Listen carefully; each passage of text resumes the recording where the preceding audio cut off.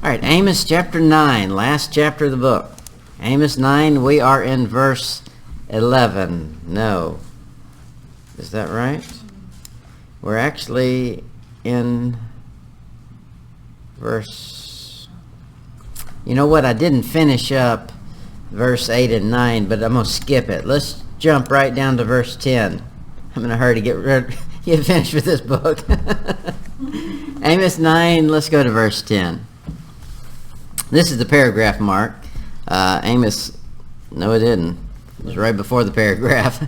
Amos 9:10. This deals with the previous thought. He says, all the sinners of my people shall die by the sword, which say, the evil shall not overtake nor prevent us. Okay, so that's the standard thing is, yeah, I believe there is punishment due and it's coming, but not right now. I'll be okay for the next few minutes. That's just, that procrastination is inbred in humanity. And especially when it comes to the correction of God. We think, okay, well, he does correct, and, we really believe that, but I'm okay for right now. And there's coming a day that won't work. Back up to Amos chapter 6.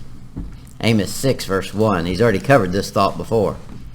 He says, woe to them that are at ease in Zion, and trust in the mountain of Samaria, which are named chief of the nations, to whom the house of Israel came. Won't do you any good at some point. The problem is the ease lulls you into an ambush. The more at ease you are, the easier a target you are. When you're on edge and you're wide awake and you're looking around, you're not easily taken by the enemy. Look at verse 6, Amos 6, verse 6. Ye that put far away the evil day. Now they can't control the evil day, but in their mind they have. In their mind they said, I'll get away with it this time. I've gotten away with it before in the past. This time won't be any different. He says, and cause the seed of violence to come near. So that procrastination or mental thought that God won't correct for sin right now causes more evil to produce in your life. You feel like, hey, it doesn't matter. I got away with it. I'm okay. It doesn't cause us to be thankful to God. It should. We should do this. Anytime we do something wrong and we realize it, we should say, thank you, God, that you've not punished me for that. Instead of, look at that. I learned a trick. I can get away with this one. I wonder if I had just a touch more to it. No. Ecclesiastes chapter 8. Ecclesiastes 8, verse 11. It says, because sentence against an evil work is not executed speedily, therefore the heart of the sons of men is fully set in them to do evil. And that's true. The longer it takes for correction to fall, the more promiscuous we become. Isaiah 28:14. Isaiah 28:14, he says, wherefore, hear the word of the Lord, ye scornful men, that rule this people which is in Jerusalem. The problem was not, it was all the people. However, the problem reached all the way to the top, the leadership. And we're looking at that thing today. Now, America, I'm just going to say it like it is. It's always been that way. America's always had politicians that were corrupt. It would always come out eventually. Now, even the ones we thought were good, eventually we find out some things they did that were not good at all. Okay? It's always been that way. But God's always protected America. There's enough Christians in here praying and doing right, and God's taking care of us. Now the Christians have gotten at ease in Zion. And we're not praying, and we're not seeking God, and we're not doing what we're supposed to. So he's just letting the corruption multiply. Isaiah 28, look at verse 15. Because ye have said, we have made a covenant with death, and with hell are we in agreement. When the overflowing scourge shall pass through, it shall not come unto us, for we have made lies our refuge, and under falsehood have we hid ourselves.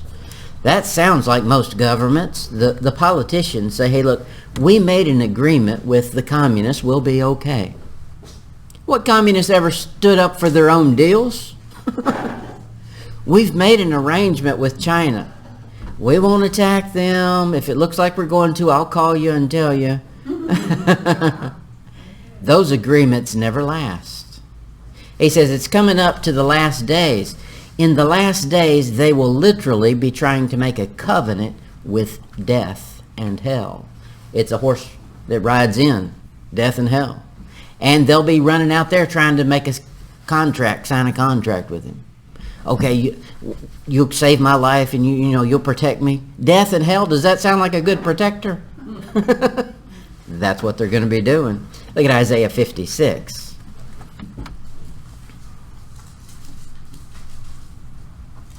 Isaiah 56, verse 12.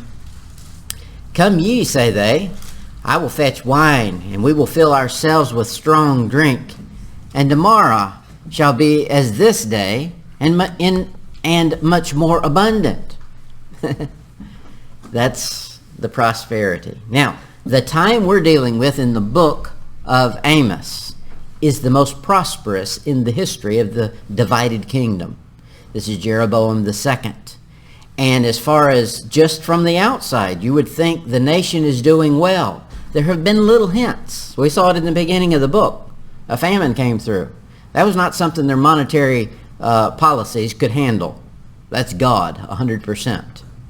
And Amos walks up to him and says, hey, look, this is a precursor to what God's going to do. You've forsaken him, and he lowers the boom. But just like in America, when we are prosperous, we don't want to hear anybody tell us about a time that we're not going to be. We just imagine the next day is going to be even better. Buy now and we'll throw in. Jeremiah 18. Jeremiah 18, verse 18.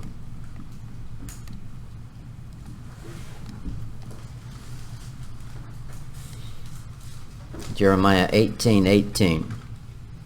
Then said they, come and let us devise devices against Jeremiah. For the law shall not depart, for the law shall not perish from the priest. You want to bet these are crooked priests. Of course the law is going to perish.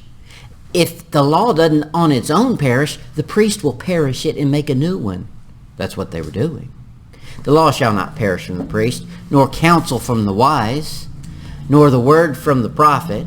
Come, let us smite him with the tongue, and let us not give heed to any of his words. They are the most... Once you follow the devil, he's a liar from the beginning. When he speaks a lie. Now, he won't speak 100% the lie, or you would run from that. He's going to speak enough lie that it perverts from the power of the truth. So in the garden, he shows up and he gives partial truths. He says, I don't like it, but I like that the Bible exposes it. He shows up and he says, you can eat of this thing and you'll be wise. You'll have the knowledge of good and evil. Just like it advertises, the knowledge of good and evil. Well, they ate it, and you know what? They had the knowledge of good and evil. They suddenly realized, we're embarrassed to be naked. We're shown they had the knowledge, but they had no power to do anything about it. What good did it do them to suddenly have the knowledge of sin without a remedy for one? The devil's wicked. So that's the way he does. His followers do the same thing. There's no hope for them. Malachi chapter 3. Malachi 3. Malachi 3, verse 15. Now we call the proud happy. Really? Yea, they that work wickedness are set up. Yea, they that tempt God are even delivered. Now, you think this sometimes. You think, I always get corrected and God always lowers the boom on me. But when I look around, I know some people that did some really worse things than I ever thought of, and God's not done anything to them. Hold on, he's not done yet. Final chapter hadn't been written. He will. He's a God of justice. Now, I want to show you something in this verse. This verse has come to be fulfilled in our day. It says, now we call the what? Proud. What do we call them? Happy. Okay. This is what our nation has pushed. Have you heard of gay, as in happy, pride? That's it right there. They've exalted that thing as though God won't punish for it. And he will. Amos 9, finally to the paragraph. Amos 9:11. Now, you can breathe a deep sigh of relief when you finally get to the last paragraph mark in the book of Amos. Amos is a very nice prophet. You probably don't believe me because of everything that we've seen so far. However, he does something special in his book that a lot of them don't do. He gives you a happily ever after at the end of his book. And he's going to give us the high point from God's point of view of what's going to happen. And it's great. Here it is, verse 9. In that day will I raise up the tabernacle of David that is fallen, and close up the breaches thereof. And I will raise up his ruins, and I will build it as at the days of old. Okay, so this means the house of David. Okay, you can say the kingdom. He's going to restore Israel to their rightful place. Now, it means the real Israel. It's not some figurative thing, somebody who's not of the line of David. It really means exactly what it says. And Israel's going to be on top one day. Now, how many survive through this world to make it there's another story. There's only going to be a handful, only a little remnant. We know that. However, of that little remnant, God's going to create a nation of Israel, just like he did at the beginning. And that nation is going to continue to increase, and he's going to give them the lead in this new system he sets up. Amos 9, look at verse 15.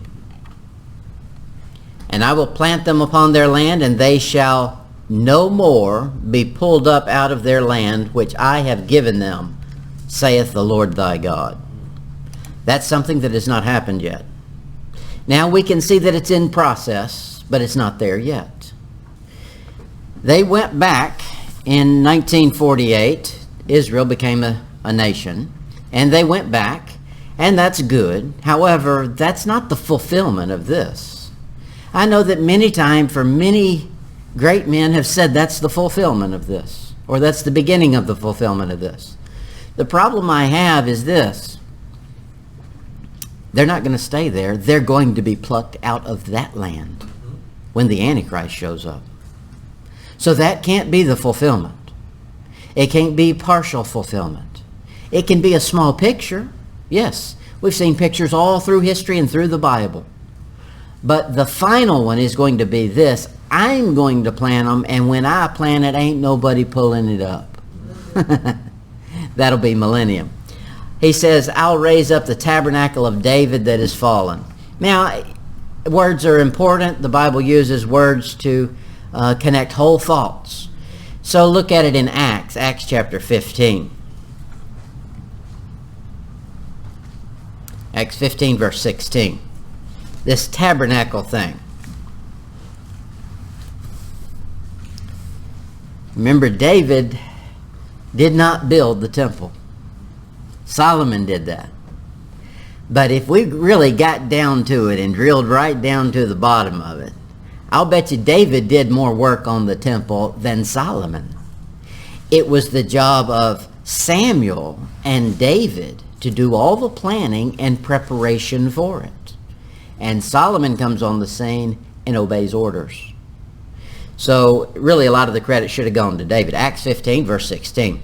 After this I will return and will build again the tabernacle of David, just what we read, which is fallen down, and I will build again the ruins thereof, and I will set it up, that the residue of men might seek after the Lord, and all the Gentiles upon whom my name is called, saith the Lord, who doeth all these things. That makes it clear it's going to be the temple.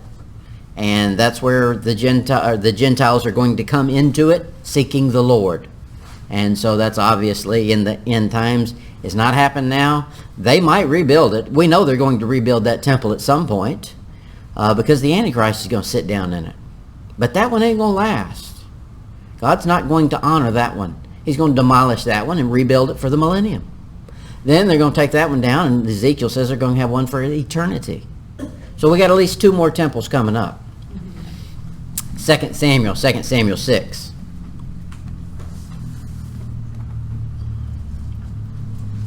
Second Samuel 6, verse 17. Here's this temple, or tabernacle.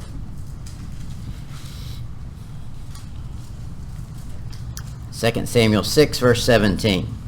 And they brought in the ark of the Lord and set it in his place in the midst of the tabernacle that David had pitched for it. And David offered burnt offerings and peace offerings before the Lord. David is a different character than you find anywhere else in the Bible. He's the king, but he does things that only a priest should do. And he's allowed to do them because he's the picture of the prophet, priest, and king that is to come. Look at the next chapter over, 2 Samuel 7. 2 Samuel 7, verse 11. I was trying not to read too many verses to you, but too bad. And as since the 2 Samuel 7, verse 11. And as since the time that I commanded judges to be over my people Israel, and have caused thee to rest from all thine enemies, also the Lord telleth thee that he will make thee an house. He says, this is, Nathan comes in and says, hey, look, God says don't worry about building him some big fancy house. He said, I've lived in tabernacles since y'all have been following me around on this earth. He says, but I tell you what, because you were thinking about it, I'll build you one. That's how good God is, verse 12. And when the days be fulfilled, and thou shalt sleep with thy fathers, I will set up thy seed after thee, which shall proceed out of thy bowels, and I will establish his kingdom. And he shall build an house for my name, and I will establish the throne of his kingdom forever.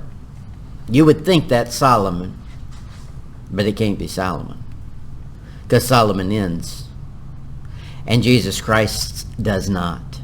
So obviously Solomon could have been a great picture of Jesus Christ, but like just all the rest of us humans, he ruined it. Jesus Christ won't ruin it. Amen. Verse 14, and I will be his father, and he shall be my son. If he commit iniquity, I will chasten him with the rod of men. Solomon, that happened. And with the stripes of the children of men. But my mercy shall not depart away from him, as I took it from Saul, whom I put away before thee. And thine house and thy kingdom shall be established forever before thee. Thy throne shall be established forever. That's 3 forevers. I think it's going to be forever. That's the tabernacle of David. That's the promise God made to David. And it's going to be fulfilled. And that's what he's saying in Amos. God's going to finish this thing. Now, they're in a divided kingdom right now. He's up north preaching to the northern tribes. You think they want to hear about any tabernacle of David? That's not a good place to be preaching that message. But it's the fact. And what he's going to do is he's going to combine the kingdoms again. There won't be any separate kingdoms when he gets finished. 1 Kings chapter 12.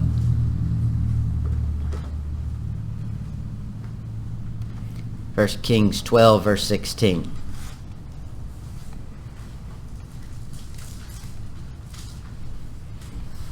1 Kings 12, 16. This is Jeroboam and Rehoboam. They're going to split the kingdom.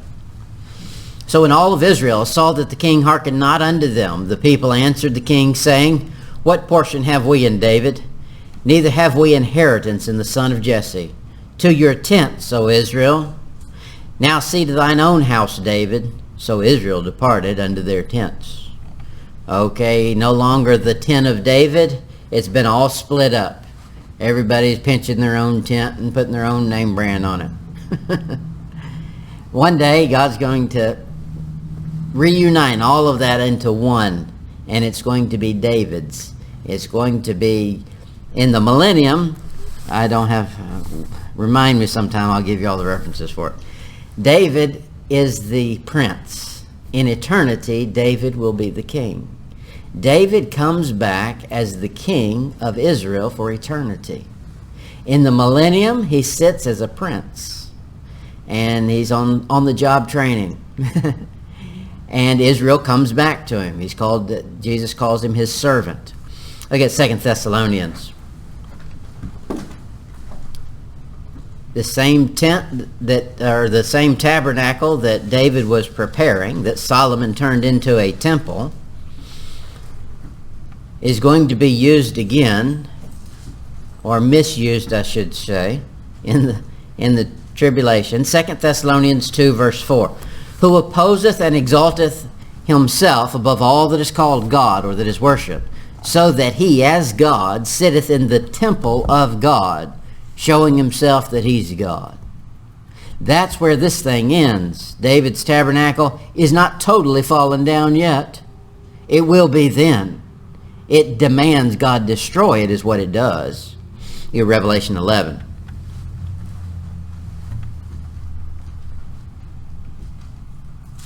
Revelation 11, verse 1. This thing exists out into the tribulation. Matter of fact, God takes notes of it. It amazes me, some of the things that God notes down, as though he needed to know some meticulous numbers here. We'll see it in this passage. And there was given me a reed like unto a rod, and the angel stood, saying, Rise, measure the temple of God, and the altar, and them that worship therein. But the court which is without the temple leave out, and measure it not, for it is given unto the Gentiles, and the holy city shall they tread under foot 42 months. And I will give power unto my 2 witnesses, and they shall prophesy 1,260 days, clothed in sackcloth. That's Moses and Elijah. So he's saying right here, I want you to go down there and take some measurements. Make sure you got your tape measure handy, and go down there and do some calculations for me. Now, don't you think God knows that? All it would take him is just to look, and he would know immediately. But he says, I want it noted. Now, I think the interesting thing about this thing is we measure things, objects. But notice in this passage here, the last phrase of verse 1, and them that worship therein. He's measuring people, not just things. He says, measure those people. Make sure they come up to a certain height. You know what? All those people, I can already tell you what height they came up to. They came just short of the glory of God. That's the height they came up to. He says right here, we're going to keep a measurement of it. I'm going to keep tally of it. He's going to rebuild it. In Ezekiel, we'll find he's got a grand scale, a 3-tiered tabernacle coming. And that's going to be a wild one. If you want all the details, read that in Ezekiel, then come explain it to me. Amos chapter 9, verse 12. Amos 9, verse 12. God's just said, I'm going to give back Israel their rightful position. David's going to run the show. Amos 9:12. That they may possess the remnant of Edom and all the heathen which are called by my name, saith the Lord, that doeth this. So he says they're going to possess the remnant of Edom. Well, that we've already covered Edom. That was the book of Obadiah. Edom has always been a Hatfield and McCoy, you know, that Esau and Jacob and Edom. It's always been that fight back and forth. And it's always going to be. Look at Malachi 1.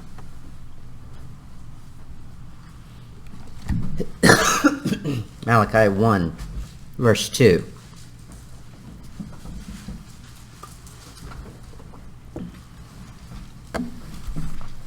We as human beings, especially as Christians, become entitled. We say, God should do me better. Now, we might not say it in those words, but our actions and our thoughts sure lead there at some point. You think, I'm in a position and, you know, God could fix this thing. God could do me better. No, he's done you better than you deserve. Amen. Malachi 1, verse 2. I have loved you, said the Lord. Yet ye say, wherein hast thou loved us? Was not Esau Jacob's brother, saith the Lord? Yet I loved Jacob. So wake up, boy, you could have been just in the same boat as your brother Esau. See what a hard time he's had? Mm-hmm. Yeah.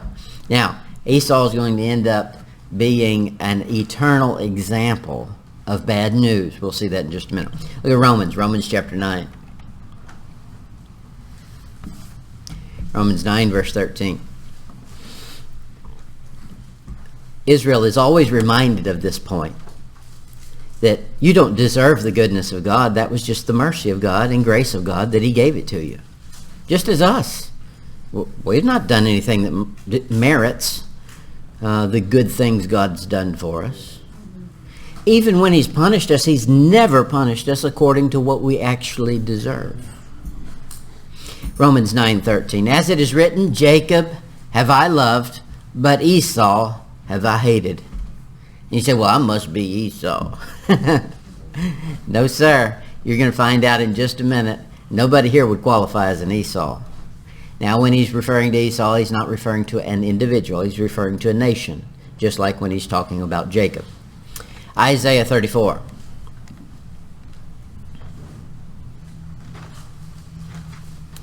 Isaiah 34. The land of Esau is going to eventually become probably the runoff of hell.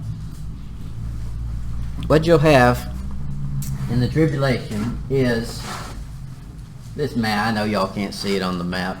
Here's what you have. You've got Jerusalem. It should be right here. Yeah, Jerusalem's right here.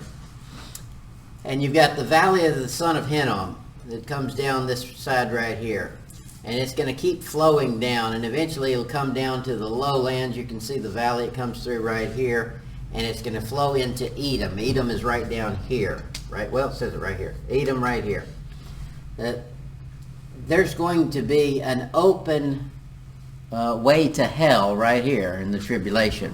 That's in Matthew chapter 5. You'll find the three judicial branches. One of them is to cast somebody into hell, in danger of hellfire. So they'll be cast directly off from the council at Jerusalem into hell. That'll probably be the same place they worship Moloch on that side of the mountain of Jerusalem. And so he's going to turn that into an opening direct to hell. Well, those flames probably, you'll see from our passage we're going to read, have some kind of almost like a volcano that continues to flow down, and its end point, it terminates in Edom, the land of Edom. And that's a continual hot spot. Isaiah 34:6. The sword of the Lord is filled with blood. It is made fat with fatness, with the blood of lambs, goats, with the fat of the kidneys of rams. For the Lord hath a sacrifice in Bozrah, a great slaughter in the land of Idumea. And the unicorns shall come down with them, the bullocks with the bulls, and their land shall be soaked with blood, and their dust made fat with fatness. For it is the day of the Lord's vengeance, and the year of recompense for the controversy of Zion. That is, we're at the end of the tribulation here, Armageddon, verse 9. And the streams thereof shall be turned into pitch. That's what comes out of a volcano, pitch. And the dust thereof into brimstone, and the land thereof shall become burning pitch.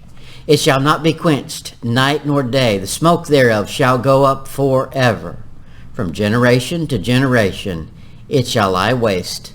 None shall pass through it forever and ever. You don't want to be Edom. His end is not good. His end is as close to hell as we can get, right there. Now, there's hope for even Edom in this. One day, this globe where the millennium will happen will disappear. God's even going to remake that. A new heaven and a new earth. And that one, there won't be any seas on, and there won't be any taint of ever having any sin on it. And that'll be a great one. But in the meantime, there are some spots that'll be a constant reminder God hates sin. He says they'll possess the remnant of Edom and all the heathen. So it's not only just, a brotherly rivalry that was going on. Even the heathen had been persecuting Israel. We know that by just studying history. Every nation has persecuted them. And so they've got a punishment due. He told Abraham, I'll bless them that bless you, and I'll curse them that curse you. And he wasn't playing. He really will. Here's where it happens. Matthew 25.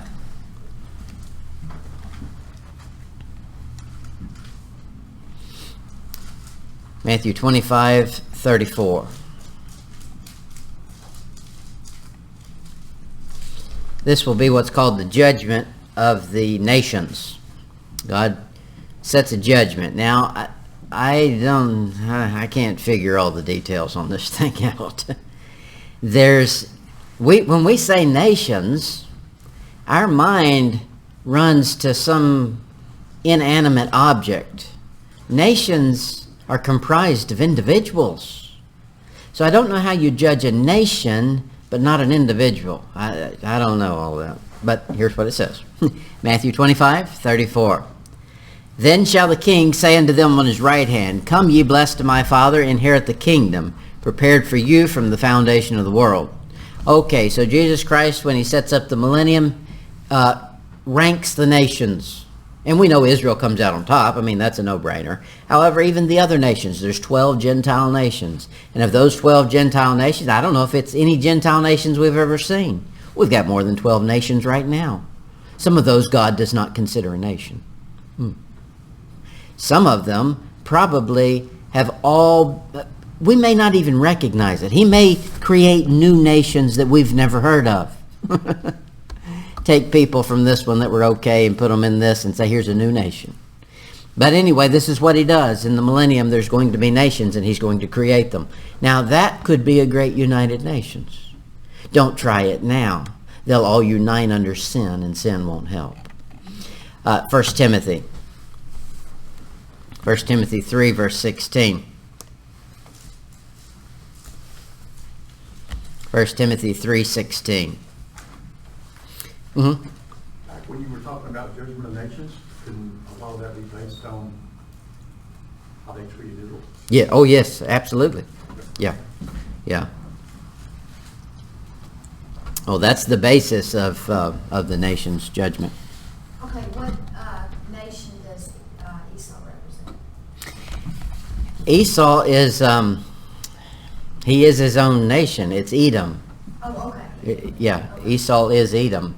In fact, you've got a verse in, you can look that up. That's the phrase. Esau is Edom. Right. It says that very word. Yeah, It just means red. Edom is a nation. Right. Okay. Yes, it is a nation. And I don't believe that nation as a people exists. The plot of land, here it is, the plot of land exists, but I don't think the nation of the people of Edom exist into the millennium. Okay, where are we? 1 Timothy 3:16. This is Jesus Christ, and he's going to be the ruler for the millennium, so let's find out about him. And without controversy, great is the mystery of godliness. God was manifest in the flesh, justified in the spirit, seen of angels, preached unto the Gentiles, believed on in the world, received up unto glory. He doesn't stay in glory. One day he comes back. And when he comes back, it's the same one who left, God in the flesh. Now, the same God who declared the demise of Edom in the Old Testament is coming back to oversee it. It's the same God. He was just manifest in the flesh. He'll be back. Look at Revelation 20.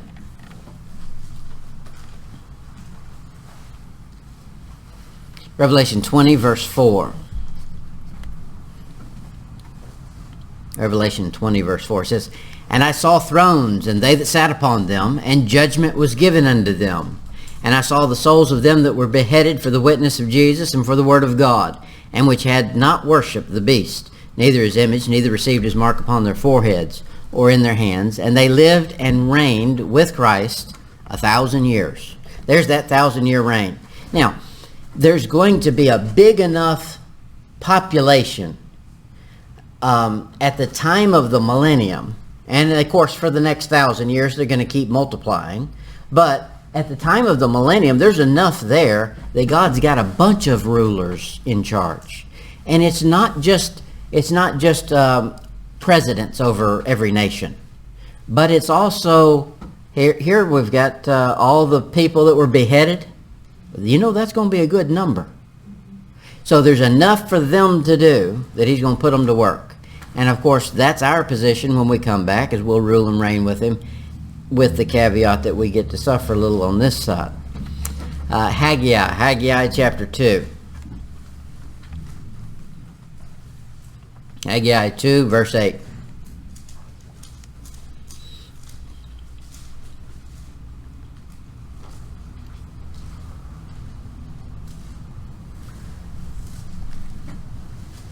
You want God to be the ruler, and he's going to be the ruler, but that's really who you want to follow anyway.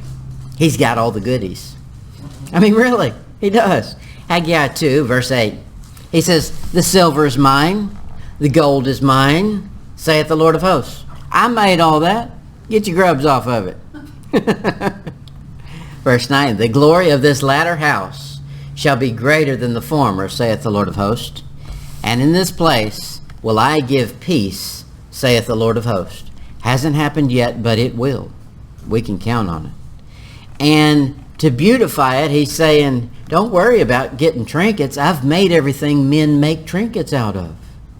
Silver, that's something I produce. Gold, you can't find any I don't own. So when he builds a house, it's going to be great. Zechariah 14.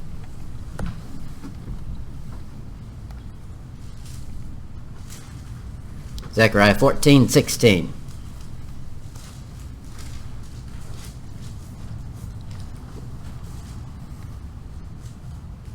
Zechariah 14, 16.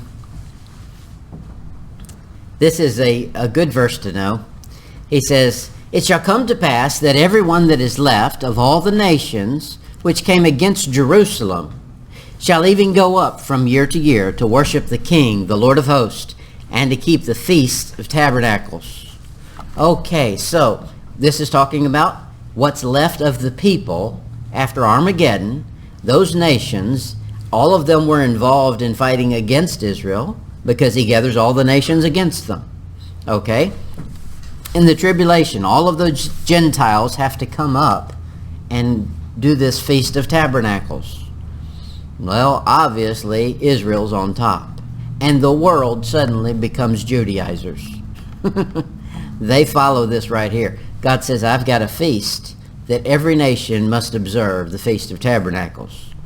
And they're going to come up every year. Now, I say that's important because how often do they come up? Every year. How do you figure out what a year is? You use a calendar. And you use something I don't use when I'm preaching a watch. You got to tell time. So when somebody will take you over there to Revelation and say there'll be time no longer or no more, it's not talking about the clock. It's talking about a space to repent. That time is past. So right here, they're still keeping time because they're coming up every year at a specific time for a specific purpose, the Feast of Tabernacle. Amos 9, verse 13. Amos 9, verse 13. Man, I don't know that we're going to make it through this book. Amos 9, 13. Behold, the days come, saith the Lord, that the plowman shall overtake the reaper, and the treader of grapes him that soweth seed. And the mountains shall drop sweet wine, and all the hills shall melt. Here he's saying there's a day coming like you have never seen before.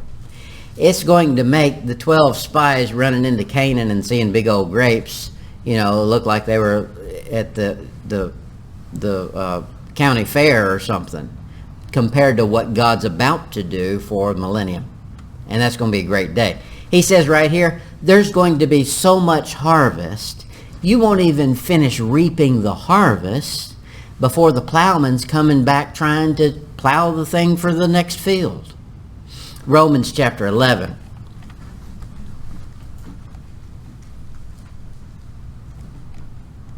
Romans 11, verse 26. You know what caused the curse with Adam and Eve was sin. But sin didn't stop with just Adam and Eve. It cursed the ground. We can't get from the ground what we should be able to get from it because sin has stunted its growth. Romans 11, verse 26. And so all Israel shall be saved, millennium. As it is written, there shall come out of Zion the deliverer, and shall turn away ungodliness from Jacob. Now we can get some special plants growing because he's turning away all the sin. He's going to restore it. Look at Romans chapter 8. Romans 8 verse 22. Romans 8 verse 22. This, we think of plants and animals and rocks and dirt and all that as inanimate objects, and for us they are. But God has a language he can speak to them with, and they speak to him. And obviously they've been carrying on a conversation for about 6,000 years now. And here's what the conversation is. Verse 22. For we know that the whole creation groaneth and travaileth in pain together until now. That ground saying, I really could produce better nutrients, I'm just not doing it. And God says, too bad, that's part of the curse. Hang on, we'll fix it one day.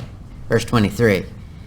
And not only they, but ourselves also, which have the first fruits of the Spirit, even we ourselves groan within ourselves, waiting for the adoption, to wit, the redemption of our body. There's coming a day of redemption, not only for us, but for all the creation. And that's what's coming. Now this is the note, I'm probably not going to be able to finish this. This is the note that Amos is going to leave us with.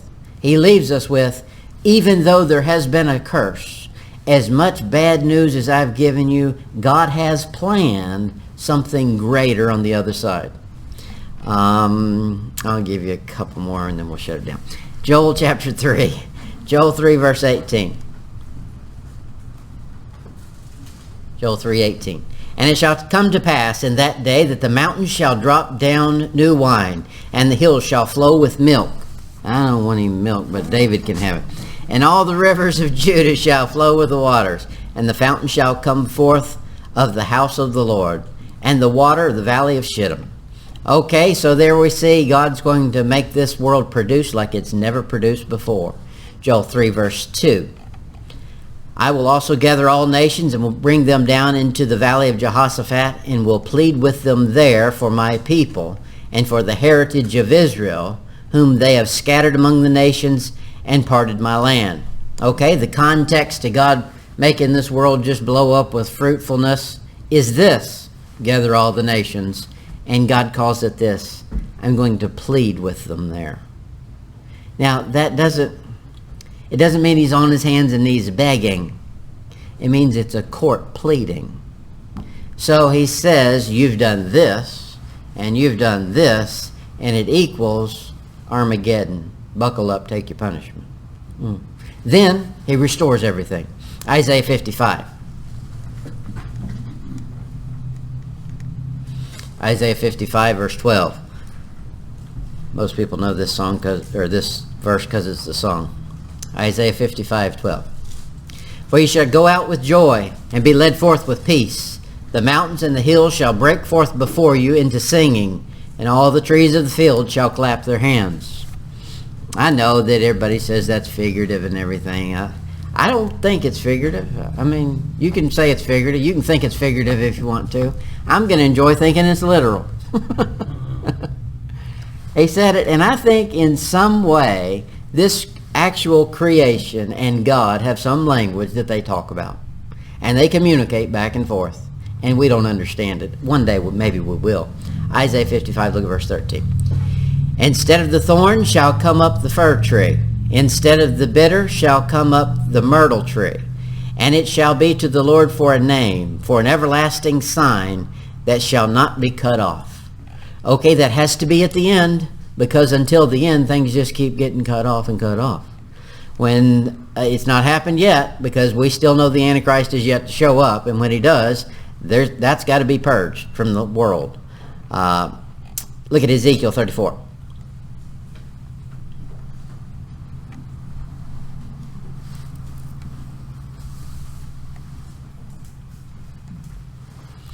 Ezekiel 34 verse 26.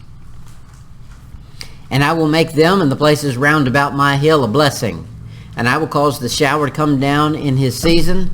There shall be showers of blessings. There's a whole song about that. But you know, In fact, at the end of the tribulation, there is an event that happens, the former and the latter rain. That's what starts the crops and ends the season. He's going to make that come down in 1 month, and that's going to be a sign. But you really don't want that. You really want it to be split up, a former rain and a latter rain. You don't want it to be a drought and then all of a sudden a monsoon. So he said, I'm going to return things to the way they ought to be. And the showers will come when they're supposed to and when they're needed, and it'll be a shower of blessing. Look at verse 31. And ye, my flock, the flock of my pasture, are men, and I am your God, saith the Lord God. Israel doesn't recognize that right now. One day they will, but right now they don't. Look at Deuteronomy 28. Deuteronomy 28:10. Or you can just sit there and listen, and I'll fly through these real quick. Deuteronomy 28:10, he says this, and all people of the earth shall see that thou art called by the name of the Lord, and they shall be afraid of thee. That's not happened before. That's Deuteronomy 28:10. The nations have never been afraid of Israel. Now they should have. You take that 5-day war, whatever that was, 6-day war. I'm trying to give them a little extra credit. The 6-day war, that should have just scared all those people in the Middle East to death. And they should have never thought about raising a hand against Israel again. But they don't. They all, every time they can, they're going after them. Okay, that tells you there's something beyond human reasoning going on. It's supernatural. He says, I'm going to flip that thing one day. Well, it's got to be when common sense is restored. You know, common sense is gone. As sin increases, common sense does as well. It's not so common anymore. Verse 11, and the Lord shall make thee plenteous in goods, in the fruit of thy body, and in the fruit of thy cattle, and the fruit of the ground, in the land which the Lord sware unto thy fathers to give it thee. One day Israel's going to get it all, and it's going to be a great thing to have. It'll be valuable. Hosea 14:4, he says this, I will heal their backsliding. Doesn't say anybody was asking to be healed. This is something God's going to grant them, because he made a promise to Abraham, and he's going to fulfill that promise. I will love them freely, for mine anger is turned away from them. I will be as the dew unto Israel. He shall grow as the lily and cast forth his roots as Lebanon. Okay, that's some of the good stuff that's coming. We couldn't finish the book.